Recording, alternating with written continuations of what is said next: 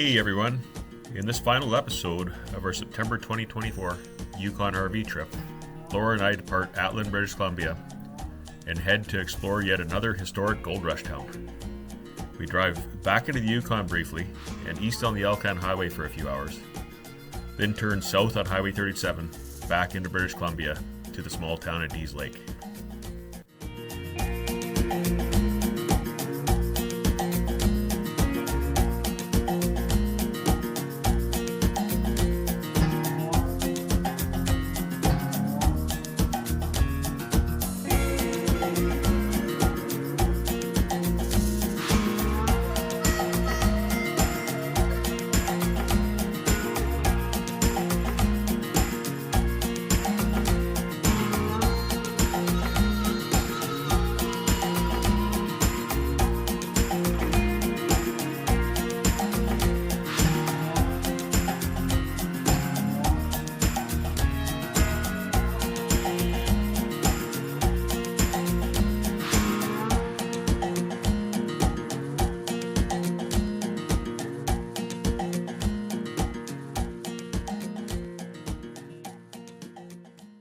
We camp out at our buddy Corey's place, aka Cuz.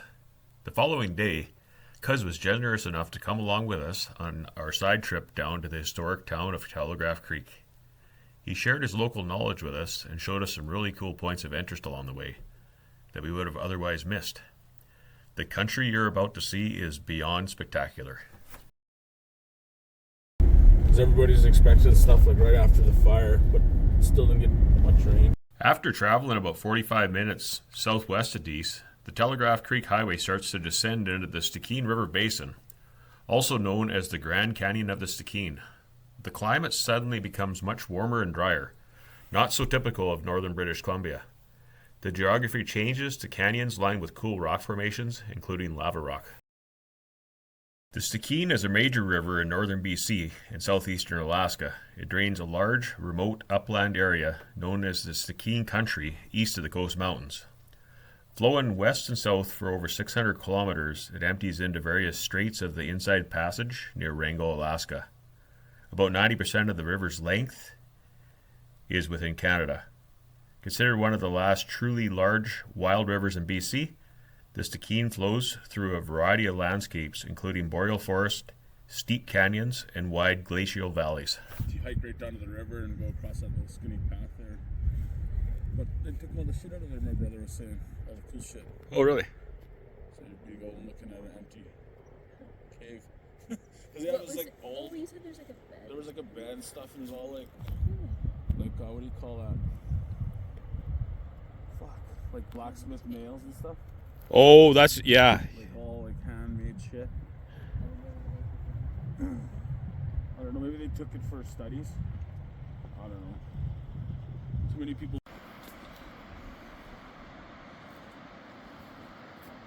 That wall over there is impressive, eh? I like those little rock figurations along the bottom there. Poke out of nowhere. It's like, how did they survive? Yeah. Yeah. I'm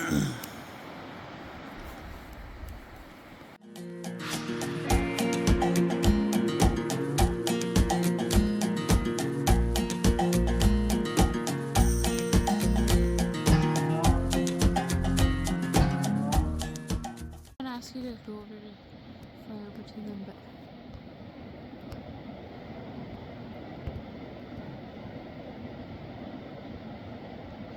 Stikine River.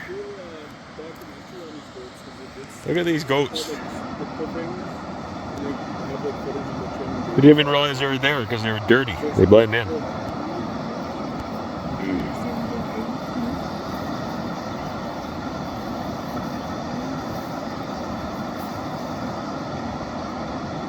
Dirty goats. Just standing there, dirty goats. Just from the fucking rain.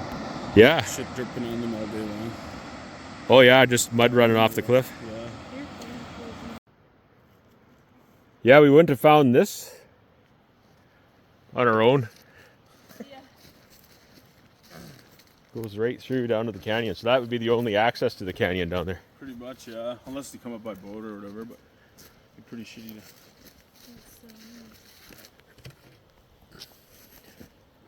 That is cool. You guys go. I'll take a picture of you guys. If you guys want to go stand on it. Yeah. Use your phone. Because it's.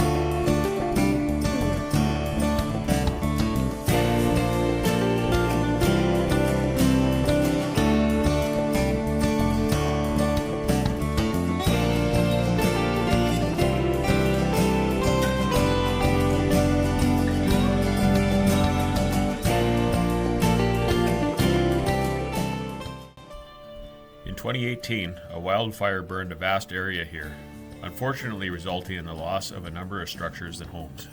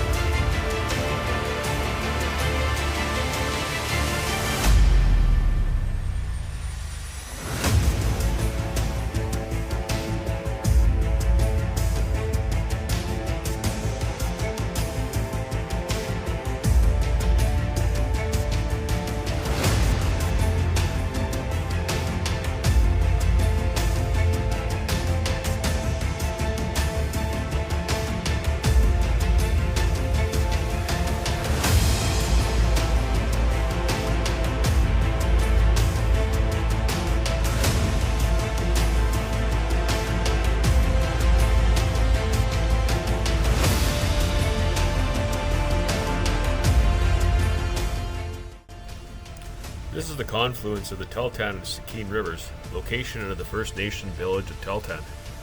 This spot holds historical significance for fishing and trading and is still used today.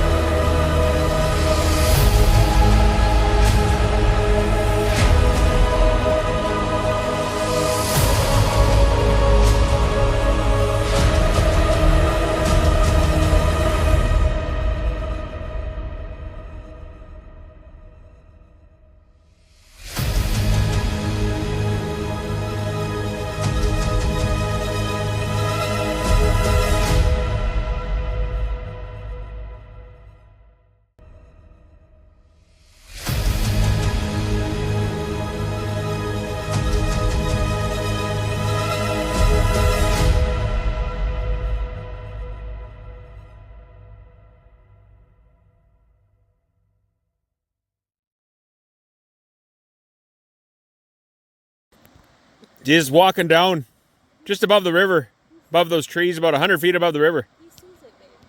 Oh. Sorry, I thought you said where. Right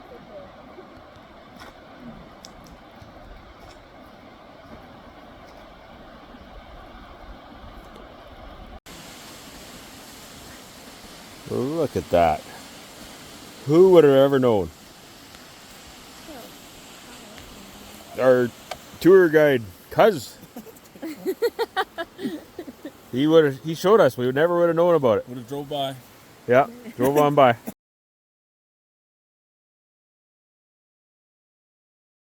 The Stikine region is the traditional home of the Tahltan people who've lived there for generations. The modern history of Telegraph Creek and Dease Lake areas dates back to the 1860s and 1870s with the Stikine and Cassiar gold rushes. Telegraph Creek witnessed the discovery of gold by prospectors on the Stikine River in the 1860s and was head of navigation as far as the riverboats went upstream. In 1866, the construction of the Russian-American telegraph line to the Yukon gave Telegraph Creek its name. The Stikine River remained the primary route to interior northern BC well into the 20th century. After the end of the Klondike Gold Rush, riverboats continued to operate the Stikine, carrying oil, machinery, and food upriver and returning with furs and ore, in addition to ferrying passengers. Goods were unloaded at Telegraph Creek and transported by vehicle or pack train to remote inland communities. Today, most of the community is located higher up on the hill. It is home to approximately 250 members of the Tahltan First Nation and non-native residents. The town offers basic services, including churches, a general store, a post office, a medical clinic, and Royal Canadian Mounted Police services.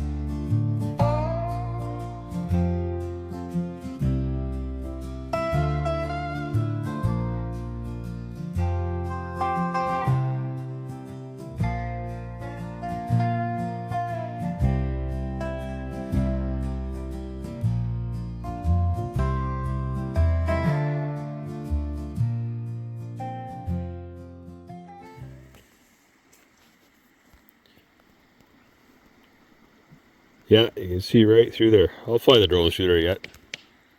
You'll what? I'll fly the drone through there. I don't think it Oh yeah. Three Sisters, Stikine River, near Glenora. Yeah. Well, that's a wrap on our epic 3-week northern RV trip. With winter chasing us south, tomorrow morning we head south to Smithers. Thanks for watching. Don't forget to like and subscribe, and we'll see you on the next one.